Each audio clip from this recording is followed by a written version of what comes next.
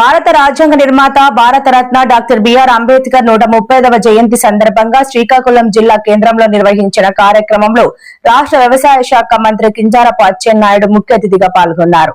ఈ సందర్భంగా అంబేద్కర్ విగ్రహానికి పూలమాల వేసి ఘన నివాళులు అర్పించారు.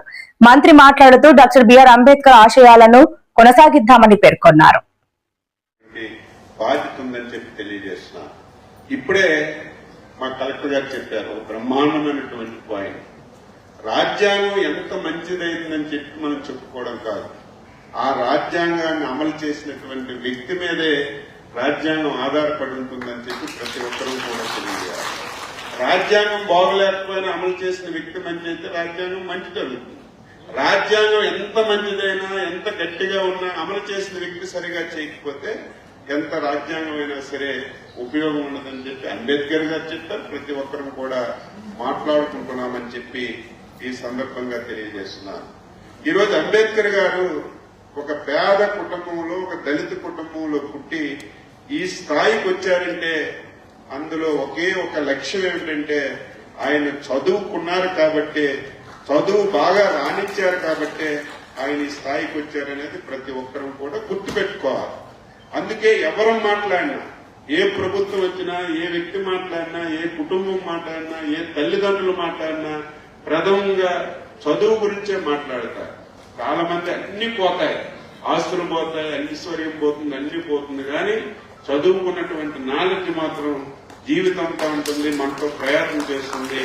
చదువుంటే ఏదైనా సాధించగలం అనేది అంబేద్కర్ గారిని చూసి మనందరం నేర్చుకోవాలని చెప్పి ఈ సందర్భంగా తెలియజేస్తున్నాం. మనకి ఆశ్చర్యం కలుగుతుంది. ఆయన రాజ్యాంగం రాసినప్పుడే ఈ సమాజంలో సగం మంది మహిళలు ఉన్నారు. మహిళ లేకపోతే సమాజం లేదు, మహిళ లేకపోతే మానవ జన్మే లేదని మహిళల గురించి ఆ రోజే ఆయన రాజ్యాంగంలో రాసినటువంటి గొప్ప వ్యక్తి అని చెప్పి ఈ సందర్భంగా తెలియజేస్తున్నాను. ఆయనకి ఇంకా చాలా ఆలోచనలు ఉండే. మహిళలకి చదువులో ముందుకు రాణించాలి, ఉద్యోగ అవకాశాలు ఇవ్వాలి, ఆ రోజుల ఆస్తిలో సమాన హక్కు ఇవ్వాలి. ఇవన్నీ ఆ రోజే అంబేద్కర్ గారు ఆలోచన చేసి రాజ్యాంగంలో పెట్టారు. నేనైతే వ్యక్తిగతంగా నేను భావిస్తున్నాను, ఆయన ఆశించినటువంటి ఆశయాలు రేపు 16, 17వ తారీఖు ఫుల్ఫిల్ అవుతుందని చెప్పి నేను భావిస్తున్నాను. రేపు దేశంలో ఒక ప్రధానమైనటువంటి కార్యక్రమం భారత పార్లమెంట్ లో ఆవిష్కరించబడుతుంది.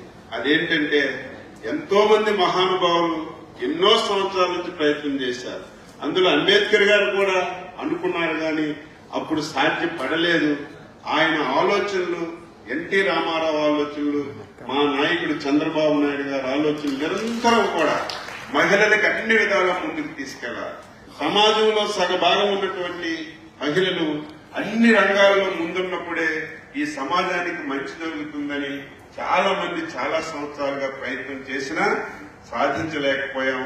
ఫస్ట్ టైం ఎన్డీఏ ప్రభుత్వం, భారత ప్రధాని శ్రీ నరేంద్ర మోడీ గారి నాయకత్వంలో రేపు 16, 17వ తారీఖులో ఈ దేశంలో ఒక కొత్త అధ్యాయానికి శ్రీకారం చుడుతున్నాం. అదే మహిళలకి చట్టసభల్లో 33% రిజర్వేషన్స్ వస్తున్న విషయాన్ని మనందరం కూడా గుర్తుపెట్టుకోవాలి. ఆ రిజర్వేషన్స్ వస్తే ఆంధ్రప్రదేశ్ రాష్ట్రంలో రేపు 263 ఎమ్మెల్యే స్థానాలు వస్తాయి. అందులో 83 స్థానాల్లో మహిళలు ప్రాతినిధ్యం వహిస్తే స్థాయికి వస్తుందంటే ఇది కళా నిజమా? మన కళ్ళ ముందే ఇది ఆవిష్కరించబడుతుందంటే ఆ రోజు అంబేద్కర్ గారి ఆలోచనలు, ఆయన రాజ్యాంగంలో ప్రతిఫలించినటువంటి విషయాలు ఈ రోజు అమలు జరుగుతున్నాయని ఈ సందర్భంగా తెలియజేస్తున్నాను. ప్రభుత్వాలు కూడా ఎవరైతే పేదరికంలో ఉన్నారో వారికి అన్ని విధాలు ఆదుకోవాలి.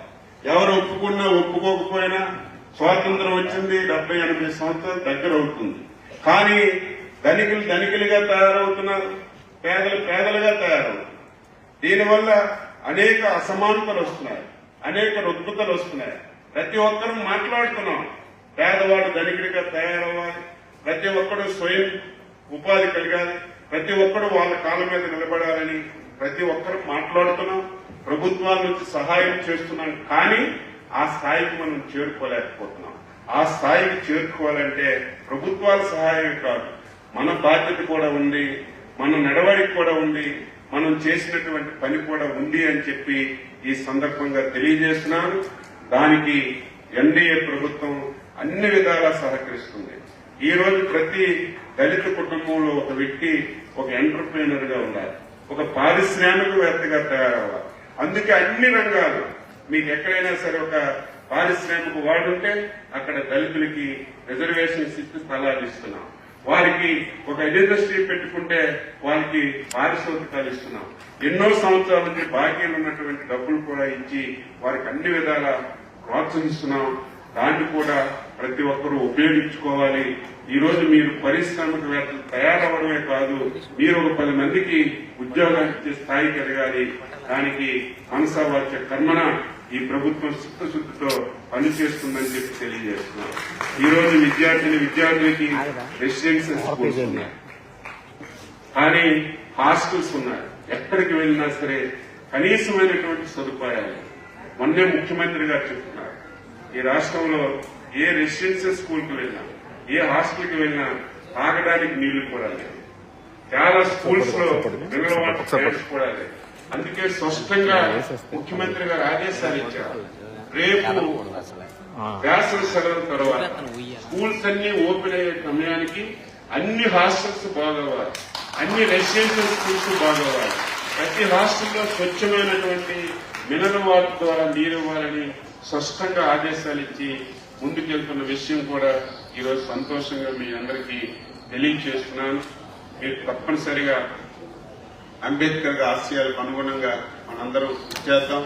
ఇప్పుడే పెద్దల నరసింహ గారు చెప్పారు, అనేక పథకాలు ఉండే, సోషల్ వెల్ఫేర్ డిపార్ట్మెంట్ ద్వారా స్వయం ఉపాధి పథకాలుండే, చదువుకోవడానికి సహాయం చేసేవాళ్ళు, అదేవిధంగా